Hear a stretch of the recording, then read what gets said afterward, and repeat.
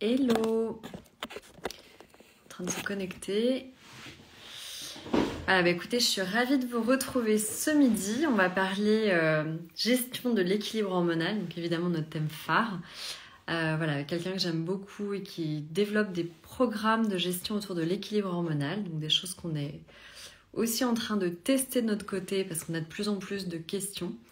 Et effectivement, c'est hyper important dans ces phases de vie d'être bien accompagné, de trouver les bons interlocuteurs et puis d'être guidé en fait, parce que c'est pas si évident que ça l'équilibre hormonal. Donc on attend Isabelle qui va nous rejoindre dans 2 minutes. Hop, je la prends tout de suite. Pour me représenter, donc moi Caroline, des cofondatrices de Millet, donc une marque de produits naturels dédiés à l'équilibre hormonal, sans phytohormones, sans perturbateurs endocriniens. Et Isabelle, je vais te laisser te présenter. Je suis ravie de te recevoir.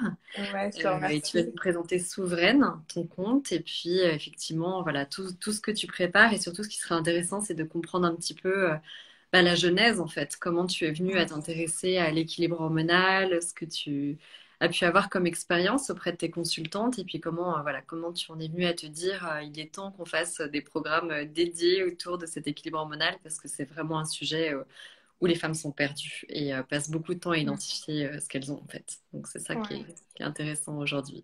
Je te laisse te présenter. je te remercie. C'est une très bonne introduction, effectivement.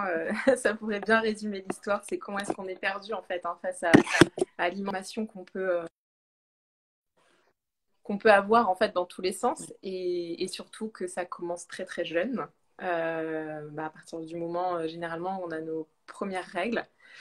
Alors, la présentation, moi je suis donc Isabelle, je suis naturopathe, donc de formation, installée à Vannes, dans le Morbihan. J'ai ouvert mon cabinet que tu connais bien. Ouais. Ouais. La prochaine fois, tu viens me voir. Du coup, à Vannes, une ville qui me plaît beaucoup, donc j'ai ouvert le cabinet maintenant, donc ça fera 4 ans en janvier. Et je me suis spécialisée dans l'accompagnement des femmes parce que déjà, il y avait beaucoup de demandes. Et de deux, parce que la question, je me l'étais déjà beaucoup posée me concernant. De, en fait, c'est quoi réellement aujourd'hui pouvoir vivre un cycle de façon harmonieuse. Mais pour ça, il fallait que j'aille un peu plus loin que juste en naturopathie. Et donc, je me suis beaucoup formée autour de cette thématique. J'ai fait plusieurs formations, que ce soit en symptothermie, donc je suis conseillère en symptothermie, c'est-à-dire que je permets aux femmes de pouvoir observer Mm. leur cycle. C'est une des méthodes les plus fiables d'ailleurs aujourd'hui, hein, pour en revenir à Ouais, la tout à fait. fait de connaître son corps, parce qu'on n'est pas toutes réglées comme des horloges, et surtout à partir d'un certain âge, et le fait de connaître son corps, de connaître, Ouais. Hmm. reconnaître ses glaires, etc., c'est quelque chose qui est une des méthodes les plus fiables, tout simplement. Une des méthodes les plus fiables. De la même façon que, euh, en fait, tout ce qui va être produit par le corps, en fait, d'une façon ou d'une autre, est un indicateur de santé. Et la symptothermie, c'est vraiment ça. Et l'OMS, donc l'Organisation mondiale de la santé, le reconnaît comme étant vraiment Mm. en fait, un indicateur de santé. Et la symptothermie permet d'observer tout ça et de l'utiliser ensuite, si on le souhaite, comme un Mais moyen de contraception. même les règles, hein, d'ailleurs, les règles, ça a été désigné comme un des 5e symptômes vitaux, c'est-à-dire des choses Ouais. qu'on identifie, qu'on va regarder, hein, comme dans la médecine Mm. ayurvédique, on regarde beaucoup l'état du fond de l'œil, l'état de la langue, etc., qui donnent beaucoup d'indicateurs Complètement. d'organes Ouais. internes. Et effectivement, c'est des choses qui, en fait, avec les règles artificielles, sous contraceptif et tout ça, ne sont Mm. pas capables d'être détectées Tout à fait, parfois ouais. Mm. et qui donnent beaucoup, beaucoup d'indications. Et c'est notamment Mm. l'ovulation a été identifiée comme un signe très fort aussi de détoxification de l'organisme. Et le fait d'ovuler permet aussi de détoxifier l'organisme de plein de choses. Et donc, c'est des choses qu'on regardait comme des mécanismes, on va dire, utilitaires, uniquement liés à la procréation et donc un petit peu déconnectés du fonctionnement global de l'organisme. Tout à Et fait, ouais. la santé, maintenant, les organismes sont en train de regarder comme des nouveaux signes Mm. de santé en tant que tels, c'est-à-dire qu'ils font vraiment partie de symptômes vitaux. Donc ça, Ouais. c'est une approche qui est très nouvelle, quoi. Ouais, non, mais c'est clair. Et c'est génial parce que du coup, c'est bien, on revient à la genèse en fait, hein. Ben, exactement, ouais. Et On puis le revient. corps fait rarement des choses. de manière inutile. Ouais, c'est ça. Bah Réalité, oui, c'est plutôt bien foutu comme machine. Non, je ouais, plaisante. c'est clair. Mais c'est vrai que parfois, c'est important de le redire. Et moi, je suis absolument étonnée de voir, je ne sais pas si toi, tu le constates d'ailleurs dans Mhm. tes consultations, mais voilà, aujourd'hui, les chiffres, tu as moins de 35% des femmes en âge de procréer qui sous son contraceptif hormonal. Donc, c'est lié à beaucoup de choses. C'est lié au scandale de pilules de deuxième et troisième génération. C'est lié à beaucoup d'éléments concrets qui ont fait qu'il y a une méfiance grandissante à l'égard des hormones, mais aussi des femmes qui ont envie de reprendre un petit peu leur corps en main, de comprendre ce que c'est. Mhm. Est-ce que j'ai une libido différente? Est-ce que je me sens Mhm. différemment quand je suis sous contraceptif hormonal ou pas? C'est clair. Et ça change complètement la donne. Ça veut dire qu'il y a Ouais. aussi, parfois, c'est un peu compliqué quand on a pris la Mhm. pilule longtemps, qu'on s'arrête, on va en reparler, Mhm. c'est beaucoup de Ouais, choses ouais. encore. Mhm. Mais il y a quand même un mouvement très très fort, parce que moins 35%, c'est pas beaucoup. Mhm. Alors, il y a quand même, voilà, c'est quand même une libération, ça permet aussi beaucoup de choses. Et vraiment, il y a cette volonté de comprendre ce qui se passe dans le corps que je trouve Mhm. très bénéfique. Ouais. Non, non, c'est clair, c'est évident qu'on est en fait dans une période en fait je pense de voilà 2022, il y a une émancipation, il y a vraiment des remises en question de beaucoup de choses. On s'est rendu compte que les avancées, c'est des avancées à un instant T. Ouais, Et que voilà, c'est pas forcément. Et ce qui est intéressant, c'est de pouvoir remettre en question tout ce qui a été à un moment donné complètement. considéré comme juste. Et la pilule en fait partie. Mm. Ça veut pas dire qu'aujourd'hui, les femmes qui sont sous pilule, en fait, ont tort d'être sous pilule. C'est surtout Non, que pas du est-ce qu'on a le choix tout. euh, Ouais. et En est-ce fait, qu'on a avoir vraiment le compris. choix Mm. et ne pas l'imposer aussitôt que ça a été fait. Il y a eu beaucoup de pilules de confort, c'est-à-dire la jeune fille qui a ses règles, qui a un peu d'acné ou qui se sent pas bien les premiers C'est mois. clair, Sachant qu'il y a aussi un phénomène voilà, de mise en place des cycles c'est à clair. qui Ouais. on prescrivait de manière presque systématique la pilule Mm. très tôt. Voilà, c'est juste de se dire, c'est pas automatique, c'est pas obligatoire. Quand on vient d'accoucher, exactement, si ne pas remettre directement Non, ouais, hormonal, ouais, laisser un tout petit peu de place de liberté voilà, aux femmes et leur donner plus de choix. Et puis il y a beaucoup de choses qui se passent, c'est une très bonne nouvelle outre-Atlantique, sur des complètement. nouveaux moyens de contraception non hormonaux, moins invasifs, qui vont moins interagir en fait avec notre chimie interne, donc moins créer des effets, on va dire, de blocage de certains mécanismes. Et donc, Mhm. il y a beaucoup de choses très positives à venir en contraception. On n'est pas du tout anti-contraception, loin de là. Et oui, non, Mais, c'est clair. Mm, mais mm. il y a eu un contexte très voilà, de contraception un peu systématique, notamment avec des molécules chimiques qui ont un impact, certains sur le métabolisme, qui est vraiment en train d'être mis en question, je pense pour le meilleur. Ouais. Ah bah oui, bah, Pour des je progrès, pense aussi. Je pour plein de pense choses. aussi. J'en suis convaincue, c'est clair. C'est clair. Donc je t'ai un peu coupé. Donc toi, tu es Non, spécialiste non, mais du coup, c'est très naturo bien. et moi. C'est mon gros Non, mais défi. c'est très bien, tu as bien fait d'enchaîner parce que c'est Mm. un bon résumé. Symptothermie, donc observation du cycle avec le choix, justement, en définissant ce qu'on appelle la fenêtre fertile. Est-ce que j'utilise ça comme un moyen de contraception? Donc, Ouais. quand je suis fertile, potentiellement, Mm. si j'ai un rapport et que je ne veux pas tomber enceinte, c'est ou préservatif ou autre chose.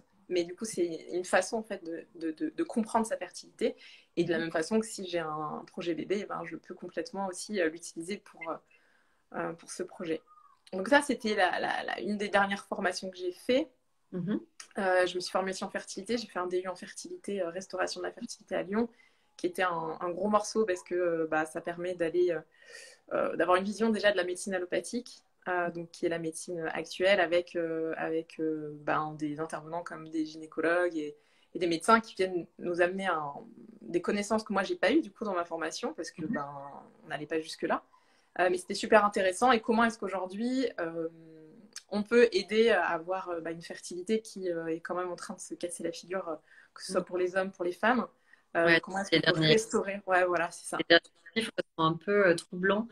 D'ailleurs, moi j'ai une très bonne amie qui travaille dans un centre de fertilité à Nice, que je conseille à toutes, qui est génial, c'est le Egg Center, et qui Ok. fait de l'endométriose et qui a travaillé spécifiquement pour les femmes qui souffrent d'endométriose ou SOPK dans un accompagnement qui mixe allopathie et médecine intégrative, qui je pense est la Ok. meilleure.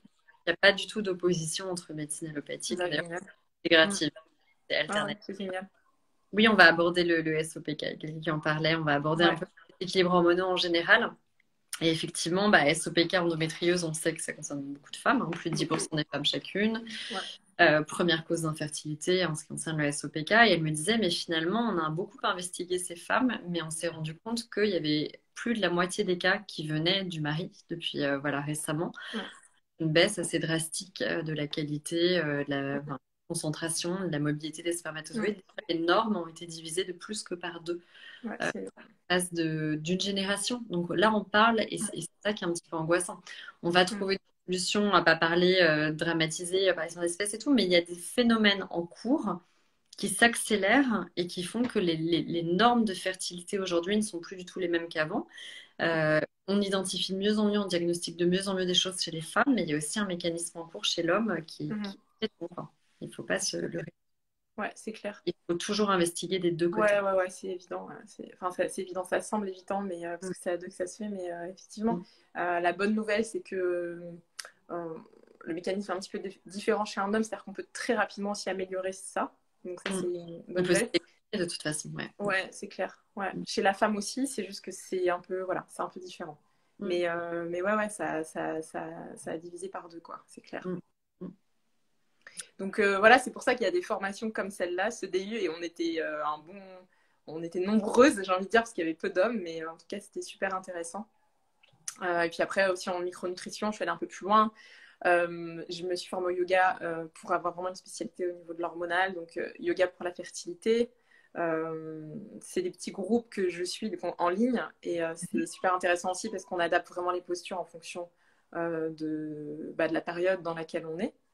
Et Mhm. ça aide aussi beaucoup à couper. Alors, Hein. on travaille sur quoi? Sur la fertilité, ça m'intéresse parce que je sais qu'en yoga hormonal, on peut beaucoup travailler sur la thyroïde. Aussi, il y a des Ouais, de ce côté-là, on peut beaucoup travailler évidemment sur le stress, hein, qui est le grand perturbateur endocrinien. ouais.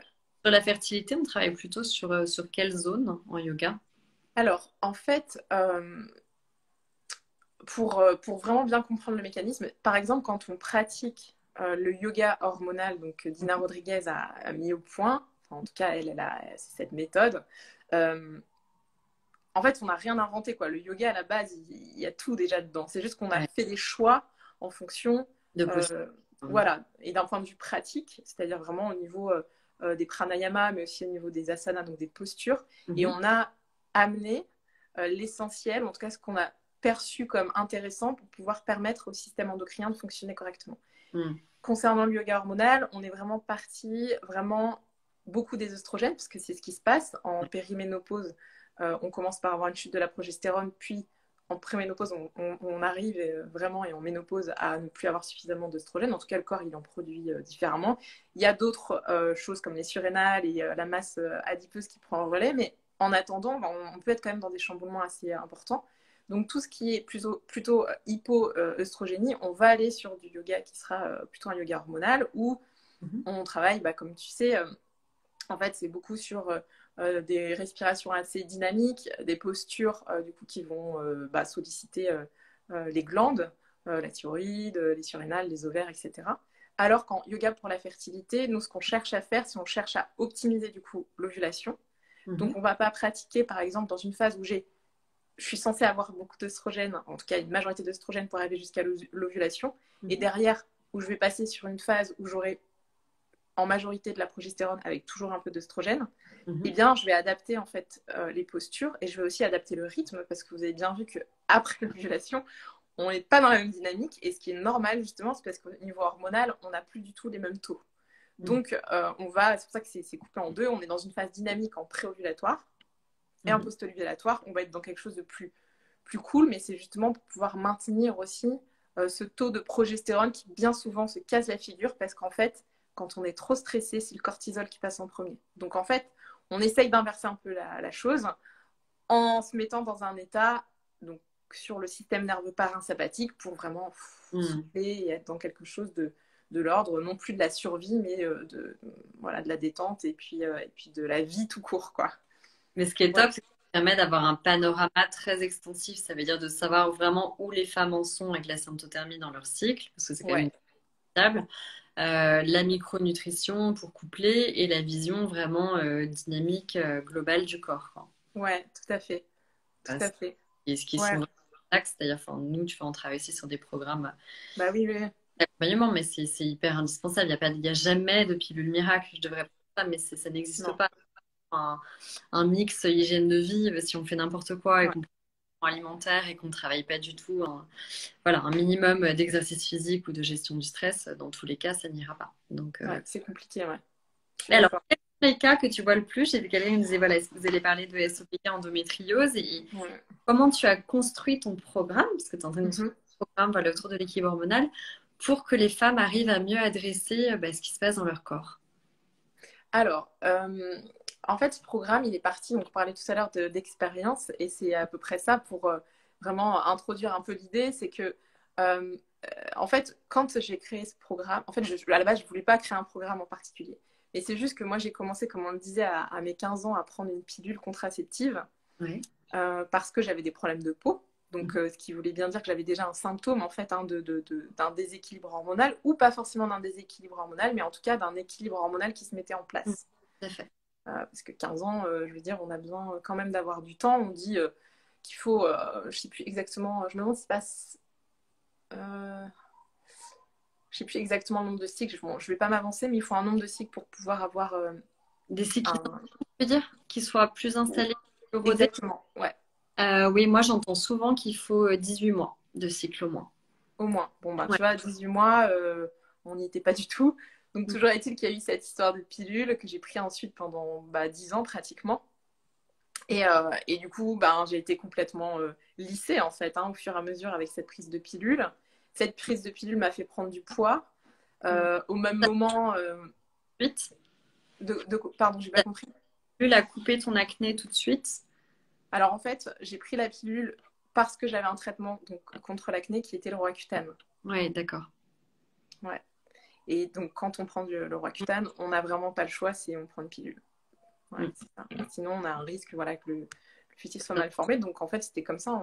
J'avais pas cette prise de pilule, c'était ni un moyen contraceptif, ni Mm. même en fait pour l'acné, mais c'était vraiment dans ce cadre-là. D'accord. Euh, et du coup, moi, la pilule, ça m'a pas du tout convenu. J'ai dû changer, je pense, 12, je sais pas, 12, 15 pilules sur 10 ans. Enfin, ça a été un truc de malade. J'ai changé plein de fois de pilule. Quoi concrètement Alors, j'avais des symptômes comme donc prise de poids énorme. Enfin, Mm. c'est-à-dire, je gonflais en fait, hein, Oh, vraiment. d'accord. Ouais. Je gonflais, j'avais les seins douloureux, j'avais vraiment tous les symptômes enfin, un syndrome prémenstruel Mm. très très fort, mais un peu tout le temps quoi.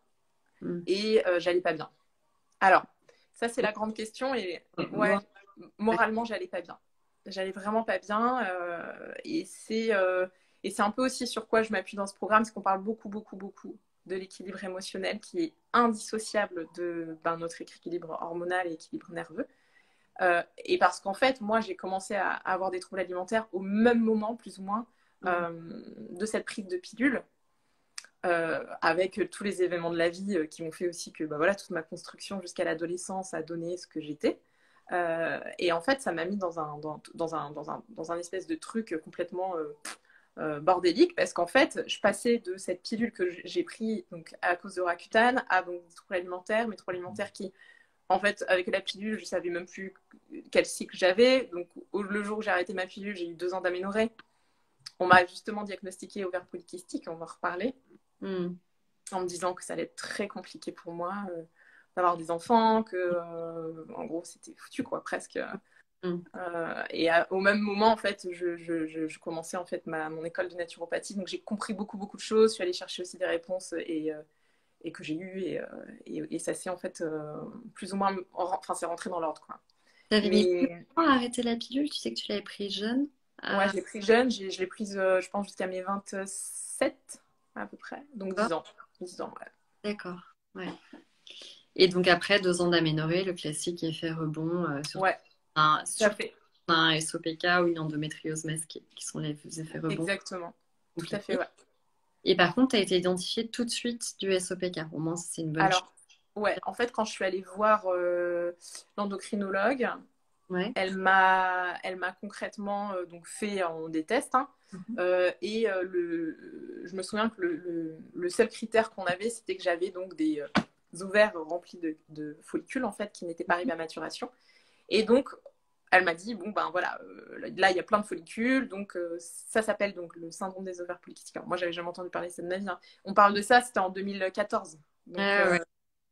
et bon, j'étais ok, d'accord, très bien. Elle m'a dit, bon, bah, il faut quand même savoir que c'est compliqué, parce que comme vous n'ovulez pas bien, potentiellement, bah, le jour où vous voulez avoir des enfants, bah, s'il n'y a pas d'ovulation, vous ne pouvez pas tomber enceinte, etc. Bon, alors du coup, super, moi, je suis sortie de là, mais dépitée.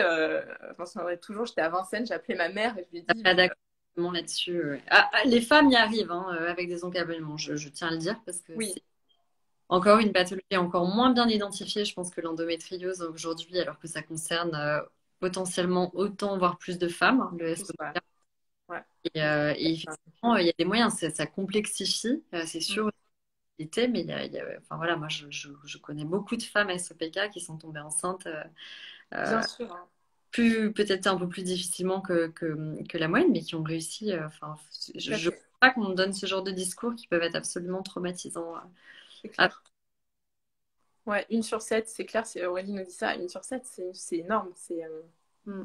c'est énorme. Et d'ailleurs, je voudrais préciser quelque chose concernant les syndromes des ovaires polykystiques, c'est que dans mon cas, euh, et on en parle un petit peu, mais moins, c'était pas le syndrome des ovaires polykystiques, c'était des ovaires polykystiques, et ça n'est pas pareil, Ah, t'étais OPK, pas SOPK. bien sûr. Sauf Hmm. qu'aujourd'hui, c'est tout le monde dans le même sac, hein, Ouais. donc SOPK, Non, PK, mais du coup, c'est une grosse différence. Et ça, il faut vraiment le prendre en compte parce qu'un syndrome des ovaires polykystiques, c'est un syndrome, donc on a plusieurs choses. Moi, le résultat, c'est que j'avais l'acné qui repartait, hein. Enfin, je veux dire, j'avais comme un signe clinique qui était une hyper androgénie, mais il n'y avait pas dans d'autres critères, en fait, je rentrais pas dedans, en réalité. t'avais pas de perte de cheveux, t'avais pas de Non, pilosité, etc. Ouais. Hmm. non. J'avais rien de tout ça, j'avais une Ça, glycémie c'est stable, j'avais pas une testostérone. Ouais, j'avais rien de tout ça, tu vois. Enfin, donc pareil, pas de précipitation. Dès qu'il y a arrêt de pilule, on réfléchit quand même un tant soit peu à se dire, ok, est-ce que, voilà, il faut être aussi suivi avec des personnes qui sont formées sur le sujet, c'est pas toujours le cas non plus. Euh, donc voilà, donc tout ça mis bout à bout. Et à te sensibiliser énormément aux problématiques hormonales, ça je mets. Ouais, pas mal, ouais. Ouais, ouais, pas mal. Parce que la question s'est posée aussi derrière, bah, qu'est-ce que je mets ensuite qu'est-ce que j'utilise comme moyen de contraception? Parce que moi, j'étais en couple à l'époque. Hmm. Du coup, ça a été un stérilet en cuivre. Je l'ai très, très mal supporté, mais en fait, j'avais rien d'autre. On me proposait rien d'autre. En Hmm. non hormonal, c'était ça où il n'y a même pas une seconde, je Il me y a suis un dit, ça peut être que le préservatif, quoi. C'était stérile, encore. ça met des années à se. Enfin, comme pas des années, pardon, mais des mois. Les premiers mois, c'est compliqué, hein. Moi, j'ai testé aussi. Ouais, C'est ouais, enfin, en fait, ça crée une inflammation hein, au niveau de l'utérus. Ça met c'est un. une inflammation, tout à En fait, fait. on dit, je t'habitue à des règles très peu abondantes et tout. Enfin, au début, ça fait bizarre quand même, hein. Ah bah en tout Compliqué. cas, les 2, 3 premiers mois, pour la plupart, c'est quand même un peu. C'est très abondant, quoi. Ah oui, c'est très abondant. Non, Ouais. mais, C'est enfin, c'est douloureux, hein. Ouais. ce que j'ai mis, quoi. Et après, ça se régule un peu. Mais c'est vrai que ça peut être 4 à 6 mois compliqué, quoi. Compliqué, ouais. Ouais, ouais. Et c'est pour ça que c'est hyper important d'avoir ce choix et ce panel de Mm. moyens de contraception pour connaître, en fait, un stérilet en cuivre, ça fonctionne comment, une pilule, ça fonctionne comment. Mm. Parce que, en fait, tant qu'on ne comprend pas et qu'on n'a pas intégré le fonctionnement, on est à l'aveugle. Mm. Et c'est pour ça que j'ai voulu créer ce programme. Parce que moi, je pars du principe que si j'avais pas été chercher toutes ces réponses, Ouais. et ben en fait, je serais restée dans le flou total. Bon, c'est pas mon tempérament visiblement, donc je suis allée chercher, j'ai creusé, et puis en plus, quand ça me passionne, j'y vais à fond, quoi. Donc j'y suis allée à fond.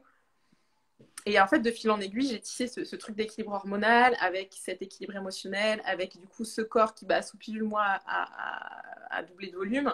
En plus, j'étais comment dire, en pleine croissance encore, et j'étais en pleine adolescence, et tout était en train de se mettre, voilà. Plus après toute cette image qu'on a aussi en tant que femme de ce qu'on doit être, mince, souriante, bien Mm. quoi, lisse sous ton rapport. Et en fait, à un moment donné, ben, tu pètes un câble quoi, parce que finalement, c'est pas du tout, du tout ce qu'on est au fond. On est beaucoup plus complexe, multiple que ça. Au contraire, on n'est pas linéaire. Et c'est ce qui Et fait que. quoi, faut le redire, on est cyclique avec les forces et les faiblesses. Mais je pense que c'est Tout une. à fait. On met du temps à apprivoiser l'âge, par des périodes de Ouais. sensibilité, voilà, de perte de confiance en soi un peu. Moi, je dis toujours, on va jamais gommer ça. Je pense que ça fait vraiment partie de nous et que c'est aussi la richesse du féminin aussi Bien d'avoir sûr. états, peut-être de passer par différents états, mais c'est quelque chose qui Mm. peut jamais être vraiment très mal vécu. Quand on dit là, je suis vraiment pas bien au point que je ne peux pas sortir ou que je ne me reconnais Vraiment, plus ou que je suis vraiment déprimée, là, il y a un problème. J'ai tout à vraiment fait. trop mal. Donc le côté cyclique, on ne peut pas le gommer. Je pense qu'il faut Mm. partir de la force et on apprend à mieux l'utiliser avec l'âge, à mieux le comprendre, à mieux l'exploiter. Moi, j'adore toujours faire des parallèles un petit peu avec ce qu'on voit dans certains livres ou certaines sociétés, mais chez les chamans ou dans certaines sociétés, tribus, c'est une période qui est hyper valorisée du cycle, tu vois, l'avant.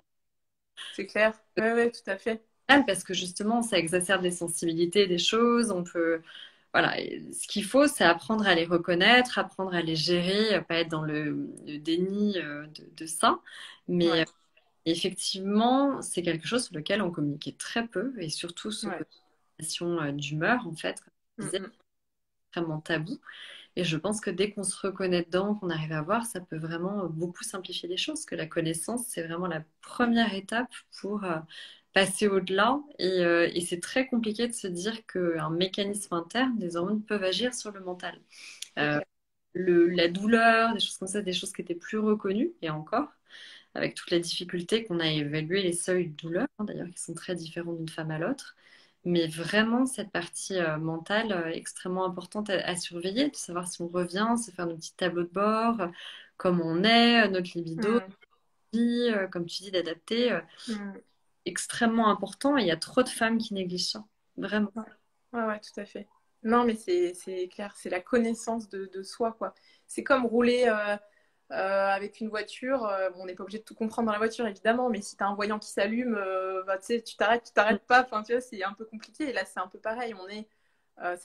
Notre corps, c'est notre véhicule. Nos hormones, c'est physiologiquement ce qui derrière, nous amène tout un tas d'émotions, de pensées, etc. Et comme tu dis, on va prendre un exemple du syndrome prémenstruel, ou en tout cas quelques jours avant les menstruations, où tu parles de confiance en soi. Combien de femmes ont à ce moment-là une chute vertigineuse de confiance, d'estime d'elles, elles ont envie de se barrer, enfin, elles en peuvent plus de leur vie.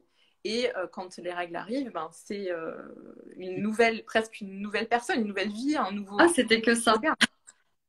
Ouais. C'est fou.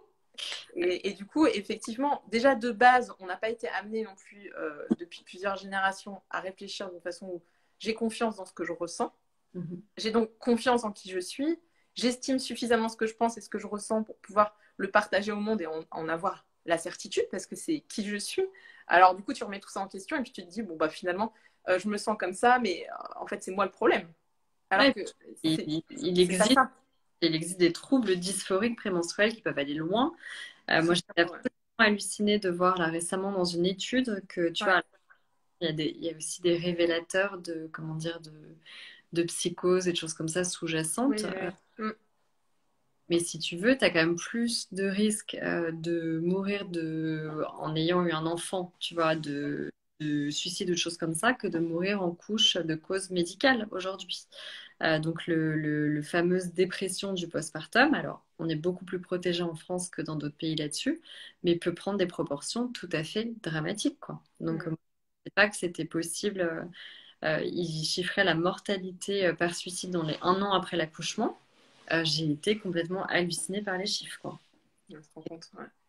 Ça rejoint des personnes qui ont pu avoir des troubles dysphoriques prémenstruels, Mm. qui peuvent avoir des choses, mais c'est quelque chose qui n'est pas du tout assez suivi, Ouais. euh, ces troubles-là. Donc, Non, parce que tu vois, il y a une dissociation, et d'ailleurs, c'est pour ça que moi j'ai repris des études là en psy. Bon, après, c'est pas tout à fait la même chose, mais il y a une dissociation justement entre l'hormonal et vraiment hum, euh, le psy en fait. Enfin, le système endocrinien, le système nerveux, ça va de pair. Donc, en fait, au fur et à mesure, moi je me suis dit, mais comment par exemple, quand tu comprends que quand tu as une baisse de progestérone parce que bah, tu es carencé, donc en deuxième partie de cycle par exemple, ou tu as une hyperostrogène, donc tu as plus d'œstrogène. Tes mhm, œstrogènes fonctionnent aussi en lien par exemple avec ta sérotonine. La sérotonine, c'est quoi? On est bien au niveau des neurotransmetteurs, on est bien au niveau du système nerveux. Donc, si on comprend un peu les tenants et les aboutissants de ça et qu'on met les choses ensemble et qu'on va du coup travailler sur les deux en même temps, on a quand même beaucoup plus de chances aussi bien sûr. bah, d'avoir un équilibre qui s'instaure. Et comme tu dis, le postpartum, on est là-dessus. Hein. On Hum. est, enfin, quand il y a une Avec dépression ou mal diagnostiqué, ça, des femmes, on pourrait leur poser la question même avant l'accouchement. La Tout grossesse à est fait, ouais.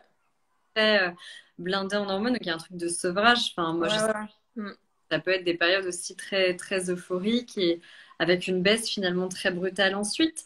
Et si on posait la question à la personne pendant ces cycles avant, mais est-ce que ça vous est déjà arrivé d'avoir des Ouais. baisses morales ou des mentales? On pourrait Mm. anticiper, ou tout du Tout à moins. fait. Mm. Et effectivement, trouble dysphorique prémenstruel et tout, il y a un lien très très fort avec les déficits en dopamine et en Mm. sérotonine. Mm. Donc, il y a des choses à travailler, même avec des molécules Bien naturelles. sûr, il y a des choses à travailler, ouais, c'est clair. Alors, comment tu as construit tes programmes un petit peu pour comprendre, justement, pour être dans cette dynamique globale Mm. comment voilà, tu vois les choses et comment tu les as construites? Je sais que tu as passé beaucoup de temps et que tu mets beaucoup d'énergie. Ouais, c'est clair. Bah, c'est mon bébé, hein. C'est mon bébé bah, du coup, de ces 20 dernières années. Donc, ça fait un petit moment, mais ça fait pas 20 ans que je bosse dessus. Mais le constat, ça a été qu'en fait, en consultation, j'avais exactement les mêmes retours. Mm. J'avais des femmes qui venaient avec les mêmes problématiques que celles que j'avais traversées, sauf que moi, j'avais potentiellement des réponses. Et je me disais, bah, c'est comme dommage de garder ça pour soi. Donc, le programme en ligne, ça a été le contenant. Et au sein de ce contenant, ça aurait pu être autre chose, mais en tout cas, c'est le programme en ligne. Et à l'intérieur de ça, eh bien, j'ai déterminé, enfin, j'ai délimité ce qui pourtant est indissociable, mais je l'ai fait parce que pour plus de praticité, ça a été le psycho-émotionnel, donc Ouais. le premier pilier. Le deuxième, ensuite, on passe au corps. Et le troisième, le cycle menstruel. Pourquoi tout ça? Parce que justement, on vient d'en parler. Le psycho-émotionnel est en lien direct avec notre équilibre hormonal, donc notre cycle, et en lien du coup avec notre corps, comment on se sent. Notre corps est en lien avec le psycho-émotionnel et avec le cycle, et le cycle est en lien avec les deux autres. Sauf que bien souvent, on se dit, bon, bah, par exemple, j'ai un syndrome des ovaires polykystiques, bah, je vais aller du côté de l'hormonal, et Mm. c'est tout. Mais Mm. si par exemple, on fait partie de ces personnes qui ont un syndrome des ovaires polykystiques parce qu'il y a justement un excès d'androgène dû à une hyperstimulation, un stress chronique ou ce genre de choses, on ne peut pas ne pas aller sur du psycho-émotionnel. Ça n'est pas possible.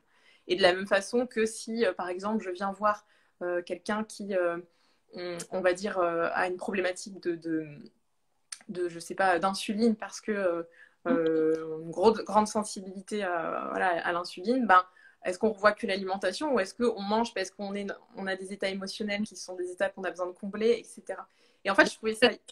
C'est cette médecine allopathique qui va donner une molécule du musitol, enfin peu importe, Ouais, raisonner en moléculaire pour régler un état, mais tout pas à toute fait. la racine. C'est là où c'est hyper important de comprendre ce qui se passe pour pouvoir ajuster différentes choses, surtout sur le long terme. Ça prend peut-être plus de temps et ça Voilà. ajuste vraiment. On va pas masquer un symptôme ou l'étouffer. Ouais.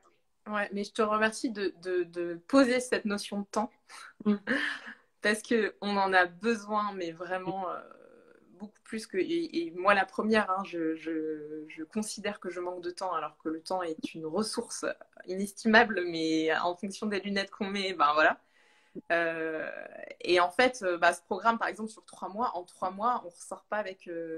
Enfin, je veux dire, les choses soient claires, quoi. On ressort pas, en fait, en se disant, j'ai résolu ma problématique. Par contre, moi, ce que j'ai voulu mettre dans ce programme, c'est en fait, je ressors en ayant déjà d'une fait des liens sur des choses qui m'étaient mais complètement inconnues. Et ensuite, j'ai justement des clés pour potentiellement aller chercher plus loin et peut-être me faire accompagner aussi de façon individuelle. Parce que là, on part en groupe, donc ça, c'est top. On part en... C'est un groupe de femmes qui s'inscrit. On est... Ah, vous faites ça en parallèle tout Ouais, ensemble? alors c'est en ligne, mais en tout cas, c'est un groupe parce qu'on a des intervenants aussi extérieurs. Donc, de façon hebdomadaire, on se retrouve. Ensuite, il y a des rencontres aussi qu'on va avoir dans la semaine. On a un forum. Enfin, bon, il y a plusieurs choses qui sont là pour motiver, en fait. Hein.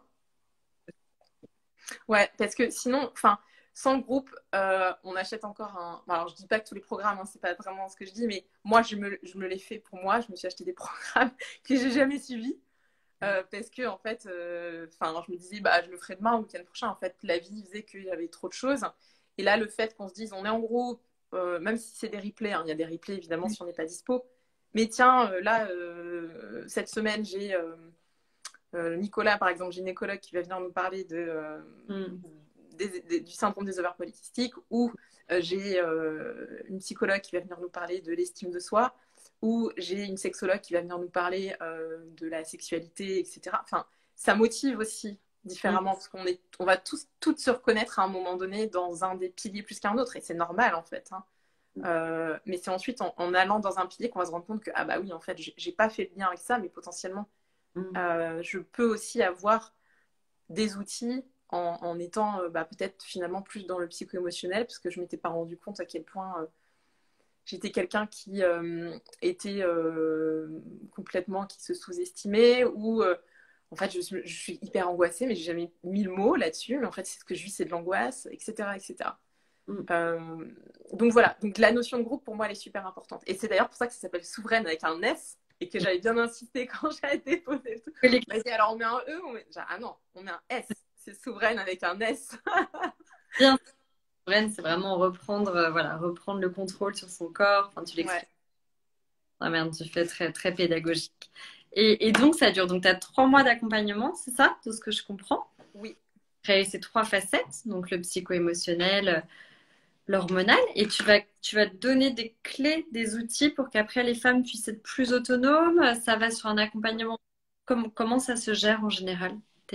Alors en fait, on va d'abord partir donc sur un premier pilier le premier mois qui va être le psycho-émotionnel. Donc là, on va. En fait, pourquoi? Parce que c'est la jeunesse de qui nous sommes. On est d'abord, on se développe d'abord tout ce qui va être la sécurité, l'attachement, justement la confiance. Donc en fait, on part là-dessus. Et à partir de là, donc on fait un mois. Il y a différentes thématiques qui vont se libérer au fur et à mesure du mois. Mhm. Donc on va aller explorer différentes choses. Donc ça, c'est au rythme de chacune. Hein. On peut évidemment le faire plus tard hein, si on le souhaite. On a accès en fait au programme pendant un an. Dans tous les Ouais, cas, ouais, tu peux. bien sûr. Ok. Ouais. Si Mhm. vraiment on veut pas le faire en groupe et qu'on veut le faire dans son coin, voilà, c'est aussi possible. Après, moi, je trouvais sympa l'idée de voilà, mais on peut le faire et ensuite prendre le Mhm. programme et puis faire au fur et à mesure, en fait, prendre un an pour le faire s'il faut, il n'y a pas de souci, quoi. Donc voilà, ce premier pilier psycho-émotionnel, on va avoir donc forcément de la théorie Mhm. avec donc des PDF, des vidéos, des choses explicatives. Et au sein du coup de chaque pilier, en fait, intra-pilier, on va dire chaque thématique, on va donc avoir un intervenant ou une intervenante qui va venir ou faire un live sous une forme un peu question-réponse Mhm. avec de nouveau rajouter en fait des explications qui ne seront pas les miennes parce que moi je ne sais pas tout et heureusement et je n'ai pas les métiers de tout le monde et c'est ça qui est très riche, c'est de pouvoir avoir des intervenants et des intervenantes qui vont apporter leur touche et Mhm. au sein de ça on va avoir aussi des pratiques. Alors ça a été le gros challenge, ça a été comment est-ce que en ligne je permets du coup à ces femmes d'intégrer différemment que dans le mental. On est déjà tellement dans notre mental et ce que je voulais avec ce pilier corps, c'est qu'on puisse en fait sentir et ressentir. Mhm. Donc on Ancré. va passer par le corps, beaucoup. Mais Euh, tu as des remarques sur la biologie, même des choses de base que tu disais, où il y a plein de femmes qui disent, mais j'aurais tellement aimé savoir ça avant, quoi. Enfin, voilà, rien c'est que ça. la Hmm. vidéo, quoi, Ah, tu mais te dis. c'est ça en fait. C'est exactement cette phrase qui résume pas mal le truc, c'est oh, j'aurais vraiment aimé savoir ça avant. C'est vrai. Il y a ancrage, qui est un peu le lieu d'ancrage, effectivement, des émotions. Puis après, ce qui est génial, je trouve, avec le corps, notamment dans le yoga ou d'autres choses, c'est que quand tu ancres, c'est valable dans d'ailleurs tous les sports ou toutes les pratiques, selon moi. Quand tu arrives à ancrer une bonne sensation qui te fait du bien, tu arrives très facilement à le reproduire. Une fois que tu es vraiment ancré dans une posture, alors c'est jamais linéaire l'apprentissage, mais je trouve que quand Non. tu as cette sensation, c'est quelque Ouais. chose, et fort, on l'ancre. Ouais, tout à fait. Ouais, c'est clair. Et d'ailleurs, on va pratiquer, hein, il y aura du yoga dedans. On va pratiquer aussi pas mal de respiration. Il y aura donc une sophrologue qui va venir nous permettre de pratiquer autour de l'estime et de la confiance en soi. Donc c'est sa spécialité. Marie, qui est quelqu'un de super. On va avoir aussi de l'hypnose. Mhm. Euh, enfin, on va avoir pas mal de choses en fait autour de ça. Dans ce premier pilier, ouais, c'est assez riche. Et comme tu dis, là, moi, je comprends vraiment ce que tu veux dire, mais ce que j'observe, et c'est ce qui m'a amené vraiment à l'amener aussi dans le corps, c'est que, en fait, il y a plein on va dire ça, enfin, je sais pas comment est-ce qu'on peut dire ça exactement, mais on ne ressent plus, en fait. Beaucoup de femmes ne ressentent plus. Quand tu es dans une Et pratique de yoga et que tu es en shavasana et qu'on te dit, bah, on commence au niveau du grand pouce, du pouce de l'orteil et on remonte, etc., il y en a plein qui ne ressentent pas, en fait. C'est coupé. le corps a complètement coupé, en fait. Mm. Pour plein de raisons. Pour plein de raisons. Et c'est ça, en fait, qui va permettre de recréer des connexions nerveuses, c'est de porter l'attention, de comprendre, ah bah tiens, un système nerveux, du coup, c'est quoi? Ah, du coup, le fait de mettre mon attention là-dessus et de revenir, ah bah tiens, je vais recréer, en fait, tout ce qui va être physiologique, hein, tout simplement. Et ensuite, ça va amener aussi au niveau de l'émotionnel, de la tranquillité, peut-être des sensations de bien-être, de détente. Et beaucoup, comme tu dis, on a tendance à solliciter le système sympathique au lieu du parasympathique, donc Tout à celui fait. Ouais. réagir en cas de danger, qui est d'exciter la nervosité. On a une société hyper active où on valorise beaucoup ce type de comportement à action-réaction. Et effectivement, il y a des zones où on sous-sollicite le système parasympathique et c'est là où je trouve ça énorme de travailler comme le yoga. On appelle un petit peu ces sports un peu d'étirement, de stretching, de reconnexion, la sophrologie, parce que c'est très très efficace pour reconnecter le système parasympathique qui est le seul à même de contrebalancer en fait ce système sympathique qui est trop sursollicité. Ça change en termes de sommeil, de stress, d'appréhension par rapport à la vie. Il y a peu d'exercices qui stimulent ce système. Ouais, tout à fait. Et on ne peut rien. Enfin, il y a beaucoup de choses qu'on ne peut pas en étant sur le sympathique. Notre équilibre hormonal en dépend. Hein. Le système digestif, le système immunitaire. Quand on est sur le sympathique, on envoie un message. Enfin, il y a un message qui est très clair qui est sauve ta peau. Donc, sauve ta peau, ça dit pas, ça te dit, bah, ne digère pas, c'est pas le moment. Ne fais pas de bébé, ça n'est pas le moment. Et ne combat pas les virus parce que ça n'est pas le moment. Et ça use le corps si on Ouais. sur ce Mais c'est un vrai challenge hein, de tous les jours. Enfin, moi, justement, ce truc, je le crée parce que j'en suis ma propre... je suis mon propre cobaye. Mais comme beaucoup, comme beaucoup. Mais aussi, ce qui est important, c'est, comme tu dis, c'est au fur et à mesure, quand tu pratiques, quand tu tentes des choses, ah, tu dis, waouh, c'est cool, là, je sens que je reprends du coup un peu le pouvoir là-dessus, quoi. Il faut pas être ayatollah. Moi, je suis très partisane du on peut pas tout changer notre rythme de vie du jour au lendemain. On va pas aller dans une... Impossible. Mais progressivement rééquilibrer son alimentation. C'est trop contraignant. On se dit, allez, on fait 80% de bien, puis le week-end, je sais pas, 20% de... Voilà. De se dire, tiens, et ces deux, trois pratiques, puis je vais regarder celle qui me fait vraiment du bien. Vous, ce sera peut-être la méditation, d'autres, ce sera peut-être le pilate, peu importe. Trouver ce qu'on a envie de répliquer, ce qui nous fait du bien, et ce qu'on arrive à caser même 10 minutes, un quart d'heure dans le quotidien. Un exercice de respiration, une marche rapide, un étirement, peu importe. Mais c'est ces petites choses qui vont nous aider à nous reconnecter, et je pense que c'est plus important de faire 10 minutes, un quart d'heure au quotidien que de faire une fois 3 heures toutes les 2 semaines. C'est pas du tout. Le but, c'est de rééquilibrer et donc, faut pas avoir de vision, vraiment aller, comme tu dis, un petit peu enquêter et trouver ces ressources qui vont nous permettre d'affronter la vie, en fait, avec tout ce qu'il y a, mais des grosses... Ça comporte. On va pas vivre dans des grottes, hein. Enfin, je veux dire, le but, c'est d'être plus, justement, plus performante, plus énergique, plus audacieuse, mais d'aller piocher, d'aller équilibrer toujours la même chose, des ressources, en allant trouver ce qui nous fait du bien et qui permet d'aller calmer de l'autre côté, d'équilibrer ça en fait. Et c'est ça qui est très important. Donc toi, tu dis c'est 3 mois. Au bout de 3 mois, tu explorer plusieurs outils que toi-même tu as connus, que tu et donc, il y a des exercices qu'elles peuvent... Donc, ça, c'était, donc là, le premier pilier, donc psycho-émotionnel. Le second, on est sur le corps.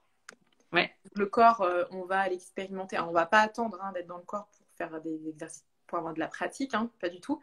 Mais dans le corps, on va aller plus sur des notions qui vont forcément reprendre ce qu'on aura déjà vu en psycho-émotionnel, mais plus tout ce qui a trait à l'image de soi. Tout ce qui va être lié à la sexualité, parce que la sexualité, on est dans le ressenti, hein, je veux dire, comment est-ce que je ressens, mais on est aussi dans d'autres enjeux hein, qu'on aura vu justement précédemment. Et on va avoir par exemple une danse thérapeute qui va venir en fait et qui va nous faire pratiquer des choses parce que c'est pareil, on se dit oh, attends mais moi jamais de la vie genre je danse mal, voilà, on n'est pas obligé, on est dans son salon, on est où on veut et on se laisse guider. En fait, il va y avoir différentes choses pour pouvoir justement expérimenter et se dire bon bah ça potentiellement c'est mon truc, ça c'est pas mon truc. Voilà, on parle beaucoup du corps, mais en fait, là-dedans, c'est vrai que, comme tu disais, chacun a son outil pour pouvoir redescendre, en quelque sorte. Il y en a, ça va être le dessin, ça va être l'écriture, ça va être... Et c'est clair, ça aussi, ça en fait partie. Mais dans ce pilier corps, on est vraiment, vraiment dans comment est-ce que je sens de nouveau. Mm. Et en fait, quand on ne sent plus, on ne sait plus. Mm. C'est très, très basique. Tu sais, c'est même, je le rapproche d'un mécanisme biologique, nous, lequel on travaille, on travaille sur les causes racines.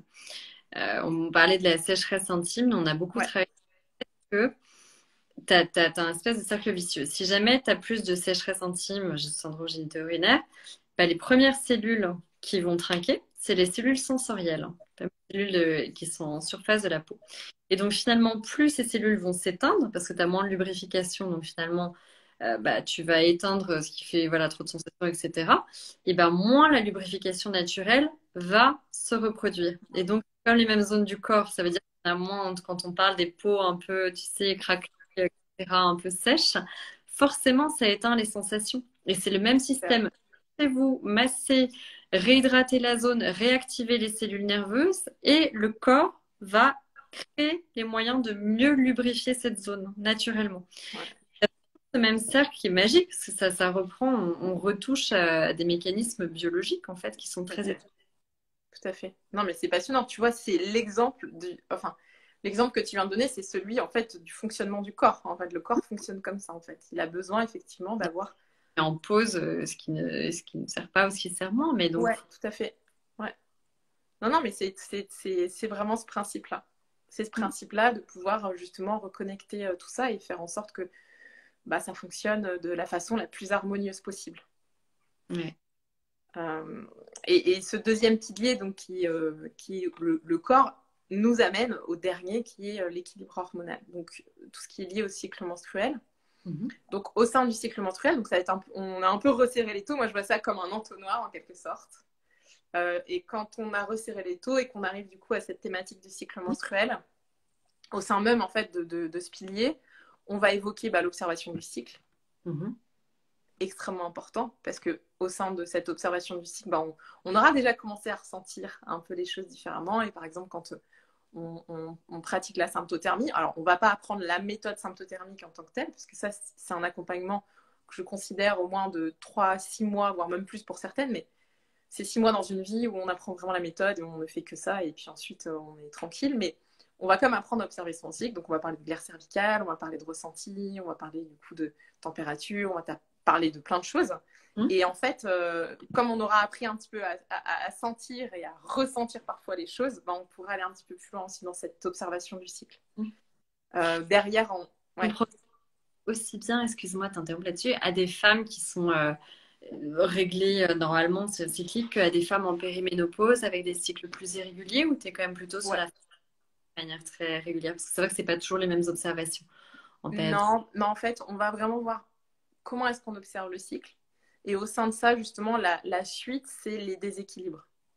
D'accord. Donc les déséquilibres, donc, on va avoir les principaux, syndrome prémenstruel, Mhm. aménorrhée, syndrome des ovaires polykystiques, endométriose. Mhm. On va parler d'insuffisance ovarienne précoce. Mhm. Hypothyroïdie Et aussi, qui fait un peu partie du... ouais, ça, on va vraiment l'évoquer, c'est clair.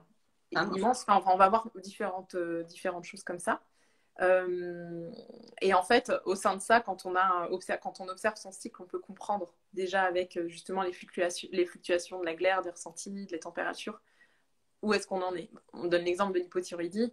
On peut déceler une hypothyroïdie puisqu'on va se rendre compte qu'on a une température qui est très très basse. Probablement on a des cycles à rallonge parce qu'en fait le corps galère quoi. Ouais, et puis je reviens juste là-dessus, un truc à savoir aussi pourquoi tous ces programmes sont aussi importants et pourquoi nous aussi on milite beaucoup là-dessus. Ouais.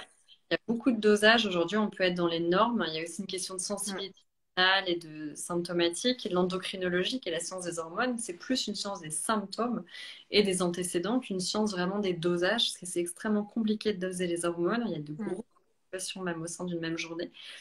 Et même dans l'hypothyroïdie, moi j'ai vu beaucoup de cas de femmes qui avaient des vrais symptômes d'hypothyroïdie avec des taux d'hormones thyroïdiennes dans la fourchette qui était Tout à considérée fait. Tout et à c'est fait. qui est de plus en plus fréquent. Donc Ouais. l'importance de reconnaître ces symptômes, de savoir quand on déraille ou qu'on sort de sa Ouais. normalité est plus importante encore Tout que à des fait. Ouais. liées aux hormones. Carrément. Mais c'est hyper important de. Ouais. Parce que toutes les personnes qui sont formées à ça et les médecins diront toujours les signes cliniques priment, Ouais, en tout fait. à fait. Mais c'est dur parce que, tu vois, quand tu es une femme, tu pas confiance. Tu te dis, ouais, non, bah, on t'a entendu toute ta vie Enfin, qu'avoir mal au bide pendant tes règles, c'était normal. Donc tu te dis, bah, voilà. d'où l'importance, quoi, D'où de d'élargir l'importance, le spectre bien et de sûr, vraiment. bien sûr. Ouais, ouais. Donc ouais, ce dernier pilier va nous amener à ça, tu vois, vraiment observer le cycle, à comprendre vraiment les tenants, les aboutissants. On va parler, évidemment, là-dedans, à chaque fois, on va avoir ce que j'appelle plus ou moins une boîte à outils ou quelque chose qui permet d'avoir des choses pratiques. Hein. Donc, on va revoir l'alimentation, qui est la base quand même de la naturopathie. Voilà. On va parler d'alimentation, on va parler ensuite donc de choses à pouvoir modifier. Donc en revenant par exemple au pilier psycho-émotionnel, qu'est-ce qu'on peut mettre en place? Bilan sur l'alimentation, autant on disait les hormones, c'est pas toujours simple à mesurer. En Mm. revanche, il faut faire un petit bilan des nutriments parce qu'on a souvent tendance toute la vie à avoir à peu près les mêmes déficits aux mêmes endroits. Ouais, C'est-à-dire qu'on a plutôt tendance à manquer de fer, soit on a plutôt tendance à manquer de magnésium, tout à fait. peu importe. Mais faire un petit bilan, par contre, voilà, de nos carences à l'instant T, une prise de sang très classique pour mesurer les taux de vitamines, minéraux, etc. Ça, c'est toujours utile parce qu'on a un profil Ouais, métabolique ouais, qui est souvent. complètement. Tout à fait. Non, non, tu as complètement raison. On est plus là, effectivement, après la micronutrition et l'équilibre hormonal, et c'est super important. Il y a beaucoup de choses qui sont en train d'être découvertes et qui continuent, en tout cas, et c'est super, super intéressant. Ouais. Ouais, ouais, beaucoup de choses qui manquent et qui pourraient quand même parfois résoudre beaucoup de choses. Ouais, tout à Euh, fait. Puis il y a des choses. Et donc, généralement, les femmes suivent ces 3 mois et puis après se l'approprient, tu sais, en une espèce de petite boîte à outils, oui, arrivent à piocher si ça t'intéresse ou pas sur les 3 segments et suivent, ou est-ce qu'en général, tu les suis en consultation après dans la foulée? Comment ça se passe? alors, étant donné que c'est le lancement, je n'ai absolument pas de recul là-dessus. En revanche, l'idée du programme, c'est quand même qu'elles puissent, si elles en ressentent le besoin, être suivies de façon individuelle.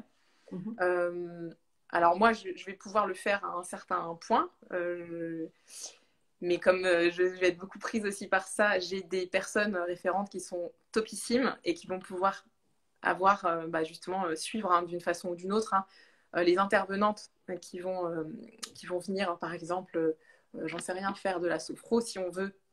Euh, Évidemment, de façon individuelle, avoir une consultation en sophrologie pour avoir des exercices qu'on s'approprie et puis peut-être aussi pouvoir voilà, parler de sa propre histoire, etc. C'est possible. Comme c'est en ligne, pour l'instant, tout se fait en ligne. Mon rêve, ce serait d'un jour pouvoir le faire en présentiel, puisque je crois vraiment à la force et l'énergie d'un groupe. Et c'est intéressant, tu vois, c'est ça Tout qui est à important. fait. Pas Ouais. que des vidéos préenregistrées. Non, pas du tout. Pas du N'hésite tout. pas, hein, parce que nous, on sélectionne beaucoup, justement, parce qu'on a beaucoup de questions clientes, donc on met une liste de partenaires en ligne avec les partenaires de confiance, il y a des gens avec qui on a déjà Ah, échangé génial. un Super. bon bout de conseils. Donc Mm. si tu as des sophrologues, etc., on a beaucoup de naturopathes, micronutritionnistes, on a quelques sophrologues, sages-femmes, mais Ouais, n'hésite pas, vraiment, et voilà, on essaye de faire le tri aussi un petit peu et bien sûr. Ah bah oui, oui, oui. Bien donc, sûr. Non, mais c'est super. Et c'est ça, tu vois, c'est toute la richesse, en fait, aussi de l'approche, c'est de pouvoir voir que, par exemple, au sein du pilier psycho-émotionnel, on va avoir une sophrologue, mais on va aussi avoir une psychiatre, on va avoir ouais. une psychologue, on va avoir, en fait, ça va pas être quelque chose qui va être Et uniquement médecine comme complémentaire ou uniquement. Ouais, ouais, c'est ça. l'éducation du périnée, des gynécos, mais aussi des femmes qui faisaient du yoga hormonal, Voilà, des sages-femmes. Et en fait, mixer les horizons permet vraiment d'avoir cette approche globale, tout à fait. différente Et de c'est toute la richesse de ce que vous faites et tu vois, vraiment d'avoir cette ouverture, en fait. prendre en compte le corps dans son fonctionnement global, parce que il y a que ça. Il n'y a que ça. Il n'y a que ça. Et du coup, devenir ou redevenir souveraine. Moi, c'est ce que je voulais vraiment faire comprendre, c'est qu'on n'est pas obligé de rester à attendre que ça se passe. Tout à fait, Voilà. tout à fait. C'est aussi notre grand leitmotiv. Ben, merci beaucoup pour tout ça. N'hésitez pas à poser des questions. Je te forward des questions aussi ou je te le propose en collab, comme ça tu peux reposter, Ouais, ouais, répondre ouais, bien sûr. Bien sûr. Merci à toi, vraiment. Ah non, mais avec plaisir, on adore et je trouve que ton approche est vraiment très complète. J'aime beaucoup ton compte aussi parce qu'il est très pédagogique, tu dis des choses voilà, très mesurées, étayées. Enfin, voilà, j'aime bien quand on prend le temps de creuser, étant moi-même obsessionnelle. Et voilà, Ouais, j'ai bien compris. là, on fait beaucoup d'amalgames. Je crois que tu avais fait un post dédié là-dessus aussi pour Ouais. l'OPK, du SOPK. Effectivement, il est mal nommé syndrome des ovaires polykystiques, puisque souvent il n'y a pas de kyste, c'est des Et follicules. oui, bien sûr. Ouais, ouais. Il y a plein de formes de SOPK différents. Il Ah, faut tomber, je pense que c'est important de bien se reconnaître dans une symptomatie pour arriver à l'appréhender. Donc, allez creuser ça et n'hésitez pas à mm, poser des questions, on y répondra. oui, Et avec bon, grand plaisir. et bien sûr, on vous tiendra au courant dès que les programmes sortent. Tu me tiens au courant, on essaiera. Ouais, ça marche. Bah, ce sera pour mi-janvier, si tout va bien. Merci beaucoup, Isabelle. Merci, merci à toi et puis ben, merci à tout le monde et puis ben à la prochaine. À bientôt. Au revoir. Au revoir. Oui.